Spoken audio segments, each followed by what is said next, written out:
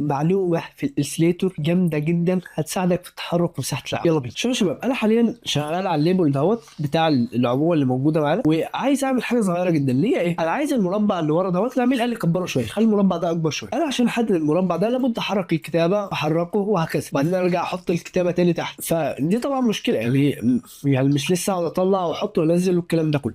فطبعا الليارات بتاعت الاسليتور هم ادراكم ما ليارات الاسليتور يعني الوحيده احيانا بتتوه اساسا، ما تقدرش توصل اللي انت عايزه بسهوله. فالحل بسيط جدا. بص يا شباب، انا لو بلمس كليك كده بيحدد لي العنصر الاول، لو بلمس كنترول بيجي لي على الماوس كنترول وكليك بيجي لي العلامه دي شايفينها، لو كبست كمان كليك حدد لي العنصر اللي ورا. تخيلوا المعلومه الحلوه دي. انا لما بحدد كده عادي بيحدد الاول كنترول وكليك وتيجي العلامه دي كمان كليك بيحدد العنصر اللي ورا. مش بس كده، انا لو كبست كمان كنترول وكليك هيحدد العنصر اللي وراهم كلهم، يعني اللي هو مثلا حاليا الليبل مثلا على سبيل المثال او هكذا. بس كده يا شباب، لو استفدتم احفظوا الفيديو عشان ترجعوا له وتابعوا لي لو عايزين تشوفوا تريكات تانية زي دي، ولو عايزين تتاسسوا صح في الجرافيك ديزاين فرابط